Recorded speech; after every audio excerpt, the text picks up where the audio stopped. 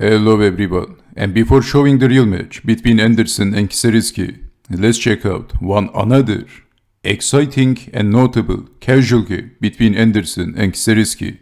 And this is also one of the chess games between Anderssen and Kieseritzky in the London chess tournament before the mini match. So let's check out how this chess game went on. Adolf Anderssen once again in this chess game has the white pieces, and he starts the game with playing e4, e5, knight to f3, knight to c6, bishop to c4. We have the Italian opening, bishop to c5, and then the Evans Gambit, accepting c3, bishop to d6, d4 by Anderssen, knight to f6, knight to g5. Going for the truth, black castled, f4 by Anderssen, pushing the pawn, and if capturing the pawn, Anderssen can push the e-pawn. And black did capture the pawn, and Anderssen is going for the attack, forking the bishop and the knight. So we have bishop takes on e5, d takes on e5, and winning a piece. But what is the compensation for black? Well, black has 4 extra pawns for the piece. This is the compensation. A pretty good compensation. So this is definitely playable for black. Bishop to b3, h6, knight to h3, g5. Attacking from the king side, pushing the pawns in front of the king. Once again, a narcissistic attack by Kieseritzky. Anderssen castled, d6. Defending the knight, bishop to e6, knight to d2, queen to d7, knight from f to e4. And exchanging the knights. And this time once again, Anderssen is attacking on f6, forking the king and the queen. So pushing the pawn, defending. What would you do in this position? Well, Anderssen played a beautiful move. Well, Anderssen played knight to c5, forking the queen and the bishop. Well, capturing the knight is not possible for black, so Kieseritzky played bishop takes on b3. Well, don't forget that Kieseritzky has 4 extra pawns for the piece, so this is not losing for black. And in this position, Anderssen is feeding his knight to a pawn, but Kieseritzky didn't capture the knight. What happens if capturing the knight? Then this happens, capturing the queen. And the bishop is pinned, so black has to capture back with the knight. But then bishop takes on e6, forking the king and the knight. And this is losing. So maybe black has to block with the rook. If not blocking, then capturing the knight. And this is losing. Once again, for Kieseritzky. So after knight to c5, we have capturing the bishop. And queen takes on b3, checking the king. The queen is under attack, so black has to block with the queen. Otherwise, black is losing the queen. And Anderssen is getting rid of one of the extra pawns of Kieseritzky. Knight takes on b7 and queen to c4. Knight to a5. Not exchanging the queens. c4. And right now Kieseritzky has 3 extra pawns for the piece. As you can see, Kieseritzky also has the pawn majority in the king side, which is important. Rook from a to e8. Bishop to b2. Knight to g4. Knight to c6. King to h7, rook from a to e1, knight to e3. And now Kieseritzky has a powerful knight, which is difficult to dislodge in this position. Rook to f2, lifting the rook and defending. And also Kieseritzky is lifting the rook, he wants to double the rook. And his position is going to be even more solid. As you can see, his knight is looking powerful, which looks like a monster knight. Bishop to d4, attacking the monster knight. But in this position, Kieseritzky captured the pawn, going for the material. What would you do in this position? It is white to move. This is one of the key moments of this chess game, and Anderssen played an incredible move. Well, exchanging the queens has nothing special.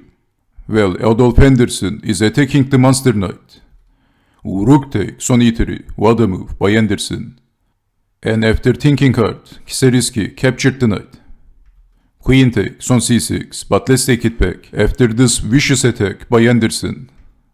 Well, in this position, obviously exchanging the queens has nothing special for white, because then exchanging the rooks and black has once again a powerful center. As you can see, his pawn structure is looking powerful.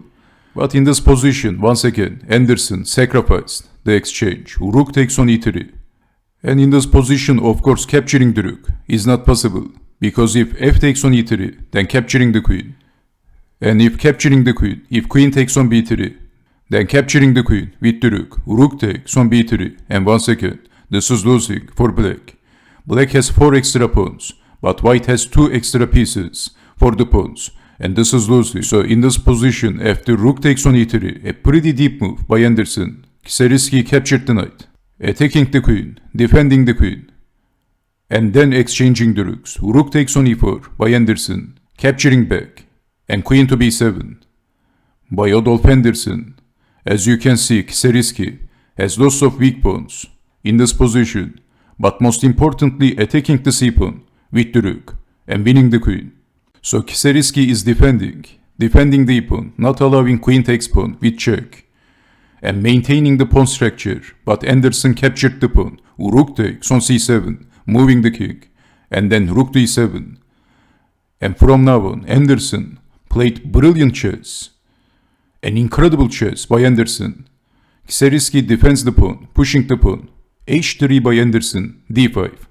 What would you do in this position? Can you see the deep attacking move by Anderssen? How to attack? Well, attacking the king with the rook is not working. That is not the move. Can you see the move in this position, which is not very easy to see? Well, Adolf Anderssen sacrificed the bishop. Bishop takes on e3, and this was a brilliant move by Anderssen. If you don't see the idea by Anderssen, you will see why in a short time. Well, bishop takes on e3 was a masterpiece by Anderssen, and capturing back the bishop. Why did Anderssen capture the pawn with the bishop? Well, if attacking the king with the rook, then king is escaping, king to h5, and forking the king and the queen is not working because of en passant.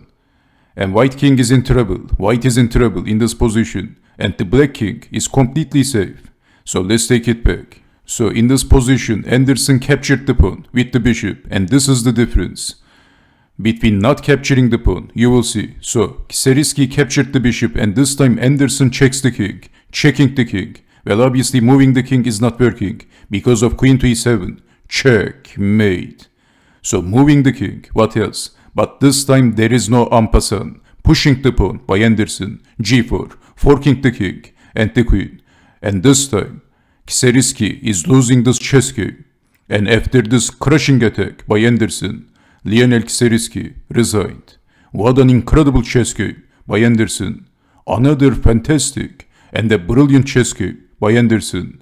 And let me show you the possible continuation, moving the king and capturing the queen.